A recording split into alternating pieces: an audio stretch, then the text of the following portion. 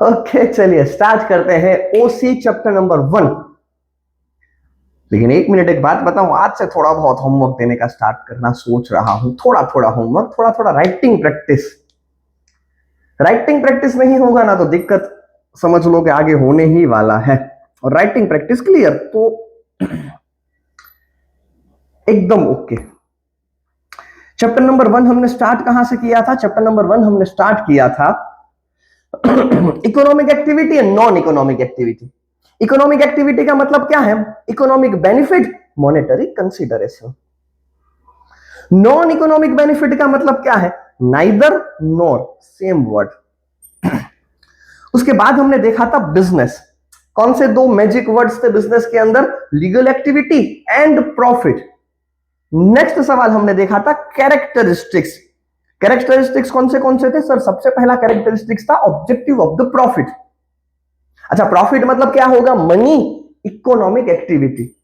क्या कोई घर पे आके पैसा देके जाएगा? नहीं सर, आपको कुछ ना कुछ एक्सचेंज करना पड़ेगा। एक बार में ही काम हो जाएगा? नहीं सर, कंटिन्यू एक्टिविटी। सी से कंटिन्यू एक्टिविटी, सी से क्रिएशन ऑफ यूटिलिटी। और ये सब करने के बाद भी बिजनेस के अंदर रिस्क तो रहेगा ही रहेगा। Okay sir. नेक्स्ट टॉपिक कौन सा है? Objective of profit. ये हमने डिटेल में सब कुछ देख लिया था, ठीक है। ओके, तो नेक्स्ट मेन टॉपिक क्या रहेगा सर? रिस्क वाला टॉपिक रहेगा। देखो दो तरह के रिस्क होते हैं, natural risk, man made risk. और एक सवाल हमने देखा था causes of the business risk. Sir CCD में जाने में रिस्क है, अब तो कहीं भी सीसीडी दिख भी गया ना तो भी थोड़ा सा रिस्क दिखेगा। सीसीडी में जाने से क्या रिस्क है सर? एक तो मार पड़ सकती है, दूसरा किसी ने पकड़ लिया, अब दूसरी बार मिलना नहीं होगा, मतलब थ्रेट ऑफ सब्स्टिट्यूट प्रोडक्ट। अब सर वो फ्रेंडशिप तो टूट जाएगी, अब और कोई फ्रेंड के साथ बातचीत करनी पड़ेगी और केस भी तो हो सकता है। Change in technology, competition, uncertain demand. ठीक है। और नेक्स्ट सवाल है ऑब्जेक्टिव ऑफ बिजनेस। देखो बिजनेस के दो तरीके से ऑब्जेक्टिव हो सकते हैं, इकोनॉमिक एंड सोशल। इकोनॉमिक का मतलब क्या होगा? तीन, profit, maximisation of wealth and other objective. Social का मतलब क्या है जो आज देखेंगे। देखो प्रॉफिट है ना, वो शॉर्ट टर्म का कंसेप्ट है। वेल्थ लॉन्ग टर्म का कंसेप्ट है जो कि रिसेशन में काम में आएगा। मैंने आपको बताया था कि मार्केट के अंदर चार तरह की सिचुएशन होती है। एक तो बूम, एकदम ऊपर, सब एकदम हाई लेवल के ऊपर है, जहां पे भी पैसा डालोगे सोना निकलेगा। वो है ना, एक तरफ से आलू दूसरी तरफ से सोना, राहुल गांधी जी, बस वही बूम की सिचुएशन होगी। यहां से आलू डालोगे वहां से सोना निकलेगा। लेकिन क्या लाइफ टाइम बूम रहेगा? पॉसिबल ही नहीं है, लाइफ टाइम बूम नहीं रहेगा। बूम के बाद क्या आएगा सर? मार्केट धीरे धीरे नीचे आएगी, इसको हम रिसेशन बोलेंगे। लेकिन यही सिचुएशन कंटिन्यू चलती रही तो वो डिप्रेशन में कन्वर्ट हो जाएगा। हालांकि गवर्नमेंट थोड़ी सी मदद करेगी ना तो डिप्रेशन वापस से रिकवरी में हो जाएगा, फिर से बूम। लेकिन बात क्या है पता है? बात वो है कि वेल्थ, अगर जो आपने पहले से लॉन्ग टर्म के बारे में सोचा होगा ना तो डिप्रेशन की सिचुएशन में आपको कोई दिक्कत नहीं होगी। सर अब दूसरा सोशल थोड़ा सा करा दो ना। देखो सोशल में सबसे पहला कौन सा है पता है? Quality of goods and service. देखो एज अ बिजनेस आपकी सोशल रिस्पॉन्सिबिलिटी है कि आप अपने बिजनेस को क्वालिटी गुड सेटिस्फाई करो, उनकी सारी नीड्स, उनकी सारी जरूरियात को सेटिस्फाई करो। आपका जो पूरा बिजनेस है ना वो उन्हीं के ऊपर डिपेंड रहता है। The unit of manufacturing example दिया है एक, आप कोई भी एग्जांपल लिख सकते हो। भाई आप जो भी बिजनेस कर रहे हो आपकी सोशल रिस्पॉन्सिबिलिटी है कि अच्छी क्वालिटी वाला गुड्स प्रोवाइड कराया जाए। कोई डाउट? सवाल क्या है? ऑब्जेक्टिव ऑफ द बिजनेस दो तरीके के होते हैं, इकोनॉमिकल, सोशल। इकोनॉमिकल देख लिया है, अभी चल रहा है सोशल। सोशल में सबसे पहला क्या है? क्वालिटी। सबसे पहला क्या है? क्वालिटी। आप उनको क्वालिटी वाली चीज प्रोवाइड करा दो। दूसरा है objective of adopt a fair trade practices, मतलब ब्लैक मार्केटिंग नहीं करना है, आर्टिफिशियल स्कैरसिटी क्रिएट नहीं करना है। देखो अगर जो आपको याद हो तो जब ये ईरान अमेरिका का वॉर चल रहा था स्टार्टिंग में, तब है ना पेट्रोल की किल्लत हो गई थी। बहुत सारे पेट्रोल पंप ऐसे थे जो आपको पेट्रोल देने से मना कर रहे थे। एक बात बोलो, उनके पास सफिशिएंट पेट्रोल था, बहुत सारों के पास था, फिर भी वो आपको क्यों मना कर रहे थे पता है? क्योंकि उनको डर था कि प्राइस इंक्रीज होने वाला है। वो जानबूझ के स्कैर्सिटी क्रिएट करना चाहते थे। उस सिचुएशन के अंदर आप, हालांकि गवर्नमेंट ने कुछ पेट्रोल पंप ओनर्स के खिलाफ एक्शन भी लिया है। दूसरी बात, आपको ऐसे काम नहीं, अच्छा आपको याद हो ना, तो एवरी ईयर एक सीजन ऐसा आता है जहां पे ओनियन के प्राइस ओहो ऊपर ही जाते रहेंगे। उस समय बहुत सारे ऐसे लोग होते हैं जो आर्टिफिशियल स्कैर्सिटी करते हैं, जानबूझ के करते हैं। लेकिन एक मिनट, आपकी एज अ सोशल रिस्पॉन्सिबिलिटी है कि आपको ना तो ब्लैक मार्केटिंग करना है, ना तो आपको आर्टिफिशियल स्कैर्सिटी क्रिएट करना है। यह आपकी सोशल रिस्पॉन्सिबिलिटी है, चीटिंग नहीं करना है। फेयर ट्रेड प्रैक्टिसेस, दो वर्ड याद रखना है इस टॉपिक के अंदर, black marketing and artificial scarcity. ठीक है सर, लेकिन एक बात पूछूं, अभी सवाल कौन सा चल रहा है? सर सवाल अभी चल रहा है ऑब्जेक्टिव ऑफ बिजनेस, उसमें भी सोशल। सबसे पहला क्या था सर? क्वालिटी। दूसरा क्या है? Fair trade practice. तीसरा क्या है? Objective of social responsibility. देखो 3 पॉइंट में पूरा आंसर लिखना है, एक एक पॉइंट में आपको क्लियर करवाता हूं। It has become the necessary for business to aware of the interest of the different group of the society because of the consumer awareness, state restriction and consumer education. देखो एक बात बोलूं, आजकल के जो कंज्यूमर है ना, वो एजुकेटेड हो चुके हैं, उनको पता है कि उनके राइट्स रिस्पॉन्सिबिलिटी क्या है। और अगर जो उनको पता है तो आपकी भी रिस्पॉन्सिबिलिटी है कि आपको उनके साथ कोई भी चीटिंग नहीं करना है। और अगर जो आपने किया ना, याद रखना कंज्यूमर अवेयर है, आपका बिजनेस बहुत जल्दी बंद होने वाला है। उससे अच्छा है कि आप खुद ही सोशल रिस्पॉन्सिबिलिटी फुलफिल करो। तो पहले पॉइंट में क्या लिखना है सर? पहले पॉइंट में लिखना है कि आजकल कंज्यूमर अवेयर हो चुका है, इसलिए आपको सोशल रिस्पॉन्सिबिलिटी फुलफिल करना ही पड़ेगा। दूसरे पॉइंट में क्या लिखा है? डिफरेंट इंटरेस्ट ग्रुप और class such as different interest group का क्या मतलब है पता है? ऐसे लोग कि जो आपके आजू बाजू है, मतलब owner, employee, customer, creditor. Account में याद है क्रेडिटर, पीसी, परचेस किया है पैसा नहीं दिया है, ठीक है। Government etcetera are associated with a business unit in this different group. मतलब देखो आपको सोशल रिस्पॉन्सिबिलिटी फुलफिल करना ही पड़ेगा। क्यों करना पड़ेगा? क्योंकि आपके आसपास ऐसे बहुत सारे लोग हैं जो आपके साथ कनेक्टेड है, उनके लिए आपको सोशल रिस्पॉन्सिबिलिटी फुलफिल करना पड़ेगा। और तीसरे पॉइंट में क्या लिखना है पता है? धमकी देना है। It is necessary to take care of interest of the different group. अगर जो आपने नहीं किया ना, तो ये सारे लॉ वगैरह आ जाएंगे। कौन से लॉ आ जाएंगे? Consumer protection act, 12th standard में सीखेंगे उसी के अंदर। Factory act, employee welfare act. मतलब यहां पे आपको धमकी देना है कि अगर जो आपने सोशल रिस्पॉन्सिबिलिटी फुलफिल नहीं किया, तो ये सभी एक्ट वाले आके आपके साथ कंपलसरी करेंगे, जोर जबरदस्ती करेंगे। उससे अच्छा है कि आप ही सोशल रिस्पॉन्सिबिलिटी फुलफिल करो। तो देखो सोशल रिस्पॉन्सिबिलिटी में 3 पॉइंट लिखना है। पहले पॉइंट में क्या लिखोगे? Aware of the interest of the different group. दूसरे पॉइंट में क्या लिखना है कि देखो बहुत सारे ग्रुप होते हैं। और तीसरे पॉइंट में क्या लिखना है कि वेलफेयर एक्ट, बहुत सारे एक्ट है, अगर जो आपने सोशल रिस्पॉन्सिबिलिटी फुलफिल नहीं किया ना, तो ये लोग आपसे कराएंगे। ठीक है, लेकिन एक सवाल मैं आपसे पूछता हूं, अभी सवाल कौन सा चल रहा है? बोलो बोलो बोलो, कौन सा सवाल चल रहा है? सर अभी सवाल चल रहा है ऑब्जेक्टिव ऑफ बिजनेस, उसमें सोशल ऑब्जेक्टिव। सोशल में सबसे पहला कौन सा था? सबसे पहला था क्वालिटी, दूसरा था फेयर ट्रेड प्रैक्टिस, तीसरा है सोशल रिस्पॉन्सिबिलिटी। नेक्स्ट है ऑब्जेक्टिव टू प्रोवाइड एम्प्लॉयमेंट। अरे भाई आपकी जिम्मेदारी है, आपकी सोशल रिस्पॉन्सिबिलिटी है कि आप लोगों को अपॉर्चुनिटी दो, जॉब अपॉर्चुनिटी प्रोवाइड कराओ। Unemployment ratio is increasing day by day, some business unit are established with objective. देखो अनएम्प्लॉयमेंट रेट है ना, डे बाय डे इंक्रीज हो रहा है। एग्जाम्पल आप एक बार रीड कर लो, तो चलो फटाफट एग्जाम्पल रीड कर लो, यहां पे दिया है, रीड करना है आपको।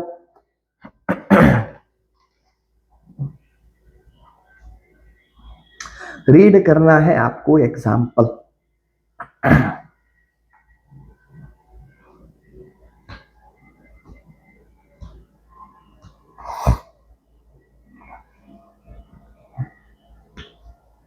क्या लिखा है कि देखो आपको ट्राई करना है कि बैकवर्ड एरिया के अंदर लोगों को जॉब अपॉर्चुनिटी दो।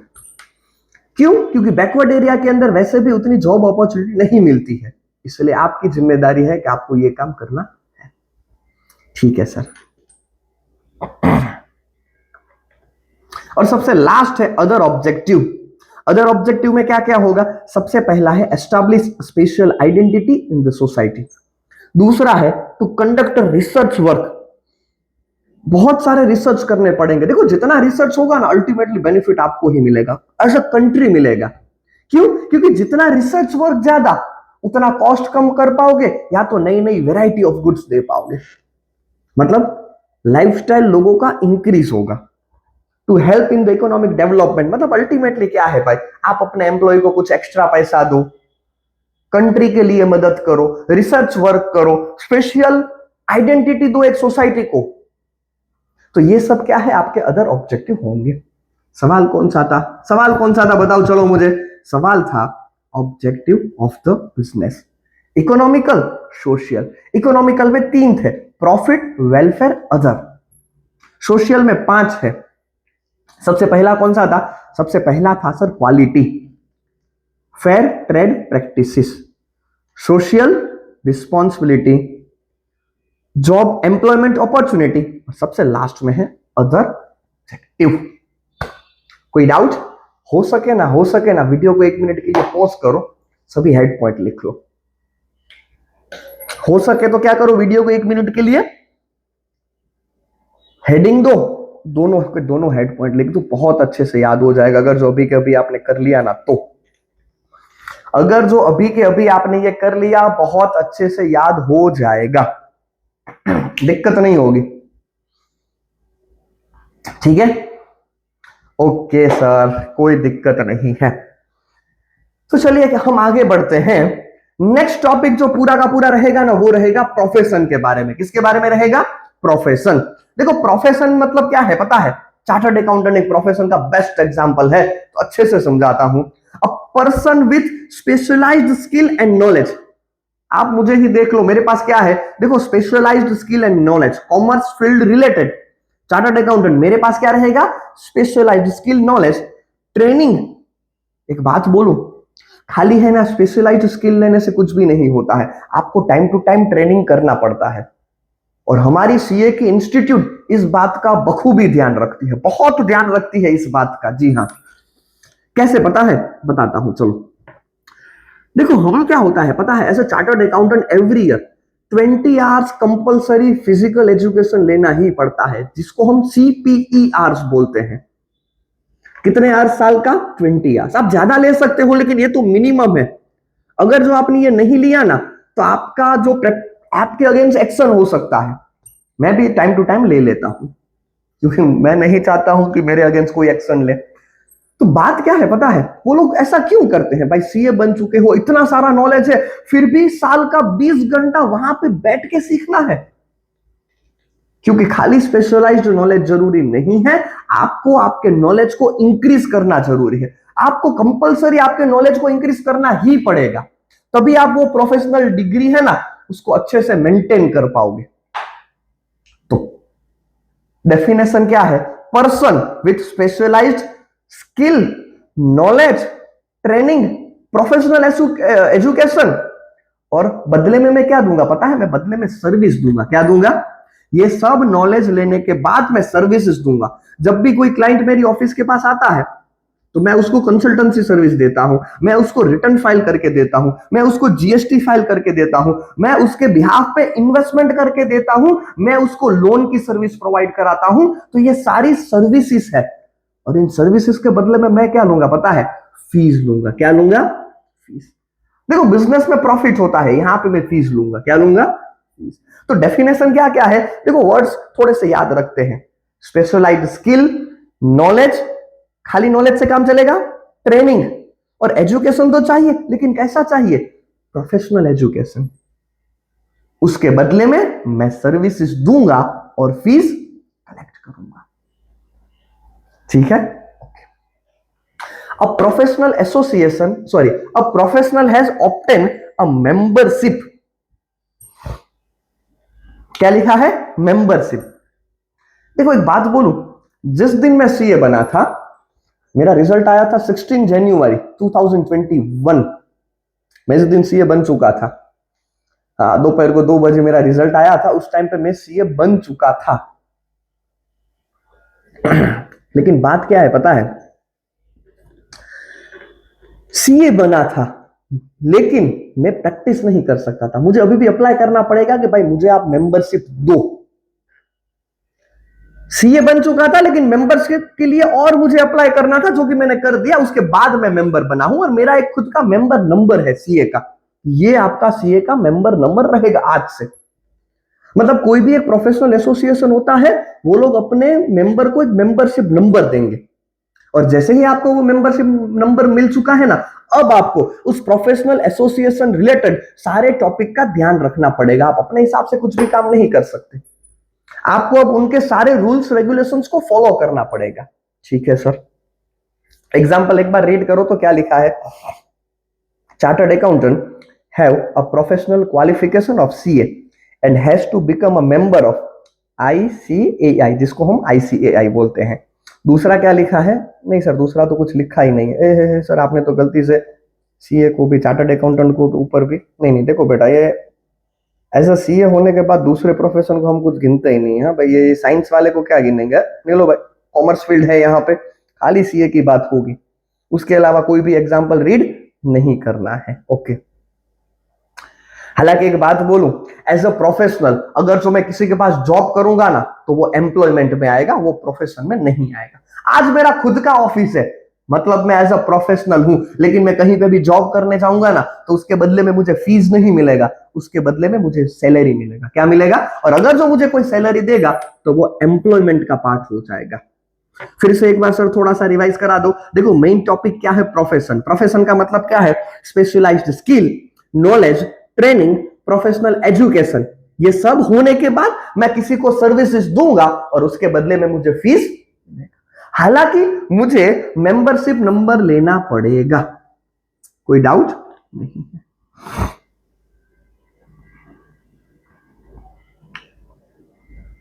सवाल है कैरेक्टरिस्टिक्स। सवाल क्या है? Characteristics of profession. देखो पहले जो 3 पॉइंट है ना, पहले 3 पॉइंट हमने डेफिनेशन से ही लिया है। कहां से लिया है? डेफिनेशन से ही लिया है। सर आप कैसे बता सकते हो? देखो डेफिनेशन में था स्पेशलाइज्ड नॉलेज, डेफिनेशन में था कि आप सर्विस देना है, डेफिनेशन में था कि उसके बदले में आपको क्या मिलेगा? फीस मिलेगा। क्या मिलेगा? फीस मिलेगा। तो पहले 3 पॉइंट याद रखना बहुत इजी। बोलो तो मेरे साथ, पहला पॉइंट क्या है? चल बोल फटाफट बोलो तो। पहला पॉइंट क्या है? Specialised knowledge. दूसरा पॉइंट क्या है? सर्विसेज, और सर्विसेज के बदले में हमें क्या मिलेगा? फीस मिलेगा। तो पहले 3 पॉइंट तो याद ही नहीं रखना है, डेफिनेशन के साथ फ्री में आपको मिलेगा। अब बाकी के पॉइंट देखते हैं क्या है। देखो monetary return remain uncertain in profession. Uncertain ही रहता है। क्यों पता है? क्योंकि देखो पहले साल जब भी मैंने अपना ऑफिस स्टार्ट किया था ना, तो मेरी इनकम, सच बता रहा हूं, सच बता रहा हूं, पूरे साल की 1 लाख रुपए भी नहीं था। पूरे साल की इनकम बता रहा हूं मैं, 1 लाख भी नहीं था। दूसरे साल मेरी मंथली इनकम ऑलमोस्ट 50,000 जितना क्रॉस हो चुका था दूसरे साल। तीसरे साल उससे भी ज्यादा। आज मैं 5 साल में हूं, इनकम नहीं बताऊंगा, फिर क्या है पता है, नजर लग जाती है बेटा। इनकम किसी को भी नहीं बताना होता है, अदरवाइज फिर नजर लग जाती है। हालांकि आपकी नहीं लगेगी, लेकिन कई बार क्या होता है, कोई भी स्टूडेंट वो वीडियो इधर उधर ट्रांसफर कर देता है, तो फिर नजर लग जाती है, इसीलिए नहीं बताऊंगा। लेकिन हाँ अनसर्टेन होती है। जुलाई महीने से, जून महीने से लेकर सितंबर मंथ तक, पूरे साल का एक साथ हम सीए कमा लेते हैं 3 ही महीने के अंदर। और एक आध महीना कई बार एक्सटेंशन मिलता है, तो जून, जुलाई, अगस्त, सितंबर, 4 महीने के अंदर हम पूरे साल का कमा लेते हैं। तो अनसर्टेन हुआ ना भाई, 4 महीने इतना कमाया और फिर थोड़ा थोड़ा तो चलता ही रहता है। ठीक है सर। हालांकि एक बात बोलूं, एज अ प्रोफेशन हमारा प्रोडक्शन के साथ कोई लिंक नहीं है। अब क्लाइंट आके मुझे ऐसा बोलेगा कि सर इस बार प्रोडक्शन नहीं हुआ है तो फीस नहीं, ना पापा ना, ना बाबा ना।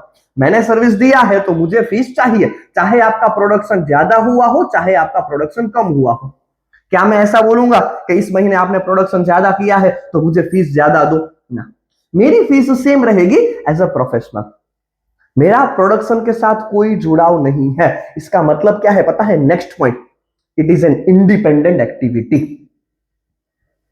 देखो 3 पॉइंट तो याद हो गए हैं। नेक्स्ट पॉइंट कौन सा है? अनसर्टेन। मेरा प्रोडक्शन के साथ कोई लिंक नहीं है। प्रोडक्शन के साथ कोई लिंक नहीं है, इसका मतलब कि मैं इंडिपेंडेंट एक्टिविटी हूं। हालांकि मैं इंडिपेंडेंट भले हूं, लेकिन next point, code of conduct मुझे फॉलो करना पड़ेगा। अब सवाल है कि सर कोड ऑफ कंडक्ट क्या होता है? देखो कोड ऑफ कंडक्ट का मतलब क्या है? कोड ऑफ कंडक्ट का मतलब है कि एज अ सीए कुछ चीजें हमें इंस्टीट्यूट की तरफ से, हमारा एसोसिएशन की तरफ से फॉलो करना पड़ता है। मतलब फॉर एग्जाम्पल हमारे एसोसिएशन ने ऐसा बोला है कि आप एडवर्टाइजमेंट नहीं कर सकते। कभी आपने ऐसा देखा हाँ कि सीए बोल रहा है कि भाई आ जाओ 500 में रिटर्न, 500 में रिटर्न, 2000 में जीएसटी, 5000 में ऑडिट? कभी आपने ऐसा देखा? क्यों? क्योंकि हम पैसों के साथ अपने एडवर्टाइजमेंट नहीं कर सकते। इसीलिए इसीलिए क्या है, कोड ऑफ कंडक्ट आपको फॉलो करना पड़ेगा। ठीक है, एक सेकंड, जस्ट एक मिनट।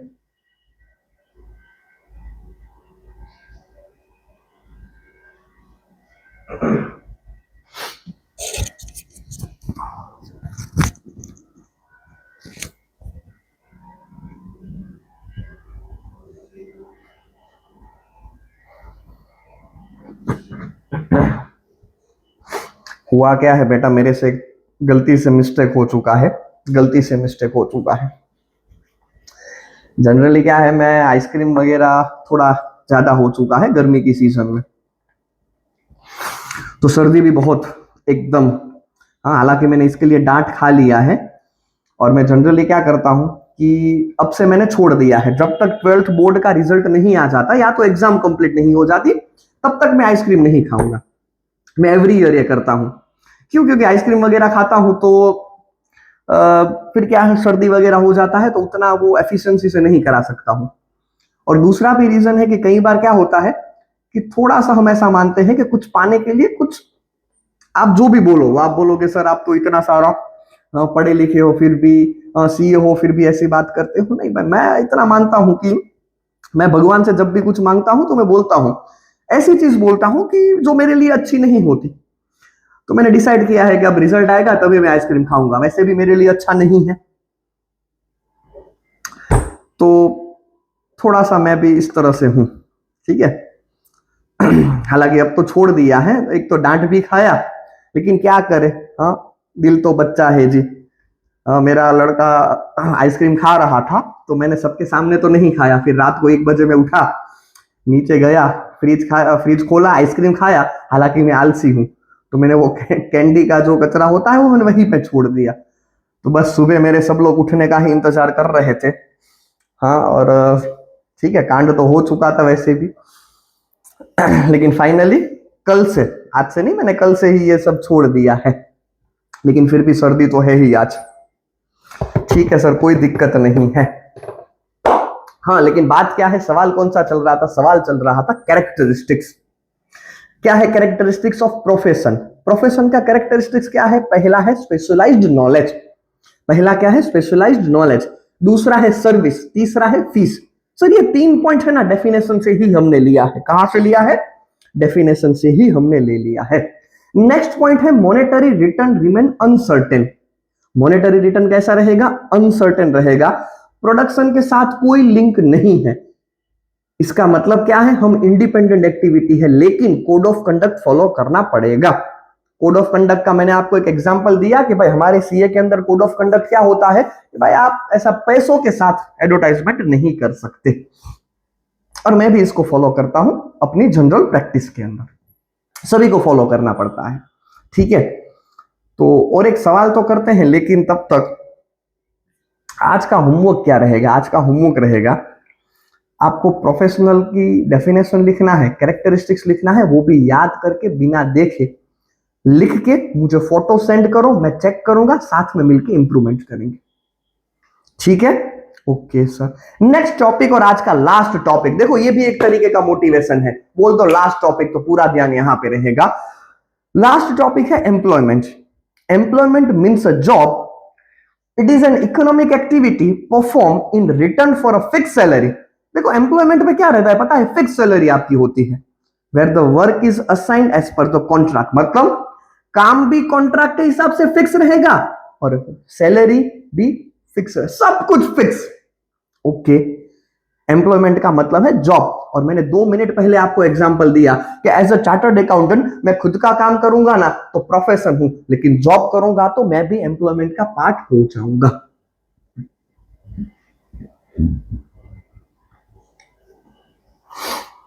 नेक्स्ट टॉपिक है कैरेक्टरिस्टिक्स ऑफ एम्प्लॉयमेंट। तो देखो पहले 3 पॉइंट है ना वो बहुत ज्यादा इजी है।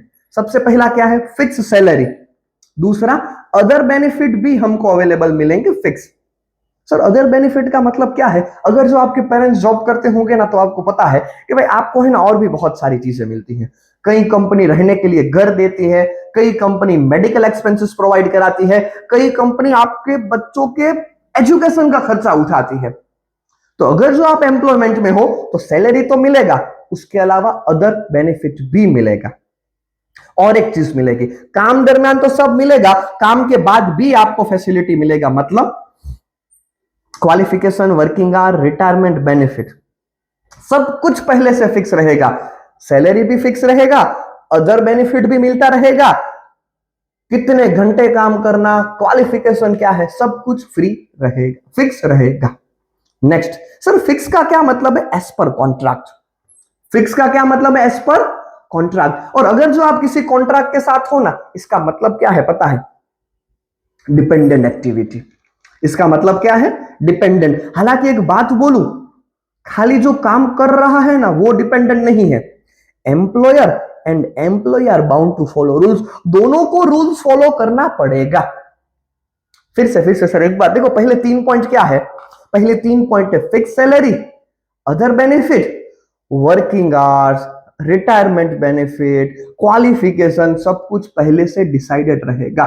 कहां पे डिसाइडेड रहेगा, कॉन्ट्रैक्ट में। अगर जो मैंने कॉन्ट्रैक्ट किया है मतलब कि मैं डिपेंडेंट एक्टिविटी हूं, हालांकि खाली जो काम करेगा वो डिपेंडेंट नहीं होगा, एम्प्लॉयर एंड एम्प्लॉय दोनों डिपेंडेंट एक्टिविटी में आ जाएंगे। और लास्ट टॉपिक क्या है, नो कैपिटल इन्वेस्टमेंट।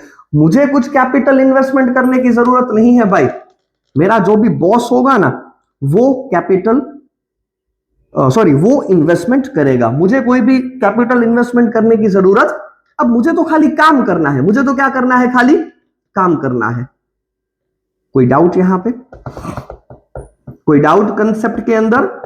तो आज के 2 होमवर्क रहेंगे, प्रोफेशन का डेफिनेशन कैरेक्टरिस्टिक्स एंड एम्प्लॉयमेंट का डेफिनेशन कैरेक्टरिस्टिक। सर पहले ही दिन इतना ज्यादा होमवर्क, आज तो आपने होमवर्क देना स्टार्ट किया है भाई, ज्यादा से ज्यादा 15 मिनट लगेगा। कितने मिनट लगेगा, 5, अरे 20 मिनट भाई, 10 मिनट याद रखने के लिए, 10 मिनट लिखने के लिए, तो ज्यादा से ज्यादा थोड़ा ही टाइम लगेगा, 15 से 20 मिनट रहेगा। तो उतना सा थोड़ा थोड़ा करके स्टार्ट करते हैं, ठीक है।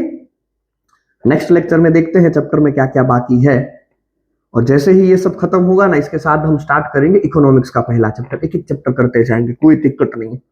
देखो मुझे लगता है कुछ 10 11 12 चैप्टर ही है, हाँ एकदम आराम से हमारा कोर्स कंप्लीट हो जाएगा, कोई दिक्कत नहीं है। ओके चलिए सर, तो मिलते हैं नेक्स्ट लेक्चर के अंदर।